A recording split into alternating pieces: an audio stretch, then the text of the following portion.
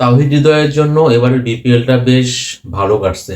বিশেষ করে তিনি তো নর্মালি মিডল অর্ডারে খেলে থাকেন, কিন্তু বিপিএলে তিনি আসলে দলের প্রয়োজনে ওপেনিং করছেন এবং ওপেনিংয়ে ব্যাটিং করে দেখলাম যে তিনি বেশ সফল হয়েছেন। তো তাওহিদ হৃদয় তিনি আজকে নোয়াখালীর বিপক্ষে তিনি সেঞ্চুরি করলেন, 109 রান করেছেন তিনি আজকে। মানে এবারের বিপিএলে এটাই হচ্ছে তার প্রথম সেঞ্চুরি। কিন্তু যদি আপনারা তার এর আগের ইনিংসগুলো দেখেন, মানে তাহলে তিনি কিন্তু ধারাবাহিকভাবে ভালো করছেন। যেমন আগের ম্যাচে তিনি 50 করেছিলেন। এছাড়া রাশিয়ার বিপক্ষে তার একটা 97 আছে, 3 রানের জন্য তিনি সেঞ্চুরি পাননি।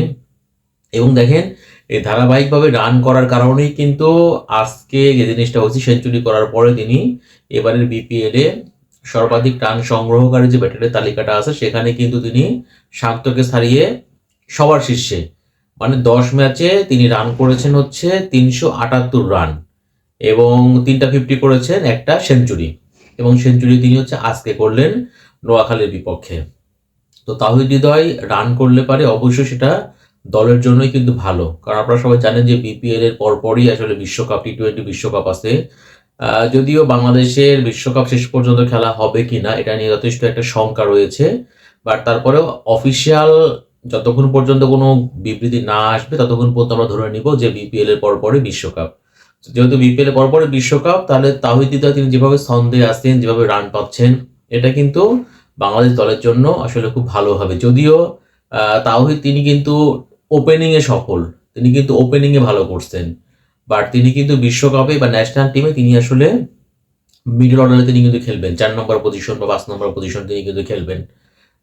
তো এই ক্ষেত্রে আজকে যে রংপুর এবং নোয়াখালীর মধ্যে যে ম্যাচটা ছিল, এই ম্যাচটাতে রংপুর তারা কিন্তু বড় ব্যবধানে জয় পাইছে এবং সেটা হচ্ছে তাওহিদ হৃদয়ের সেঞ্চুরির কারণেই। আমরা দেখলাম যে প্রথমে ব্যাটিং করে আজকে নোয়াখালী তারা 173 রান করেছিল। রানটা ভালোই স্কোর তারা করেছিল, কিন্তু তাওহিদ হৃদয়ের সেঞ্চুরি আর লিটন দাসের 39 রান, তাতেই আসলে 8 উইকেটের বড় একটা ব্যবধানে তারা জয় তুলে নিয়েছে এবং আগেই রংপুরের প্লে অফে খেলা নিশ্চিত হয়ে গিয়েছিল। আজকেও তারা জিতলো।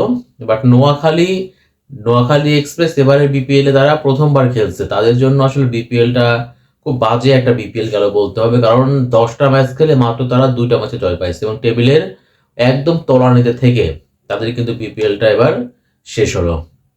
তো দেখার যে বিষয় ছিল সেটা হচ্ছে যে আহ, মানে আজকে লাস্ট যেহেতু ম্যাচ ছিল, নোয়াখালী জিততে পারে কিনা সবার কিন্তু একটা আগ্রহ ছিল এটাই।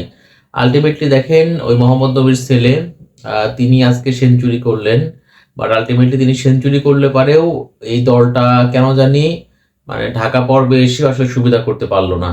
তো যাই হোক, রংপুর তারা বেশ ভালো খেলেছে আজকে, বিশেষ করে তাওহিদ হৃদয়, তার জন্য তো আজকের ম্যাচটা স্মরণীয় হয়ে থাকবে। বিপিএলে তিনি সেঞ্চুরি করলেন, আজকে তিনি সেঞ্চুরি করলেন, আর এরপর এই সেঞ্চুরি করার সুবাদে তিনি হচ্ছে সর্বাধিক রান সংগ্রহকারী ব্যাটারের তালিকায় তিনি এখন শীর্ষে অবস্থান করছেন। তো তাহিদ হৃদয় রান করলে এটা দলের জন্যই ভালো, আর রংপুর তো অবশ্যই তার বেনিফিটটা পাচ্ছেই।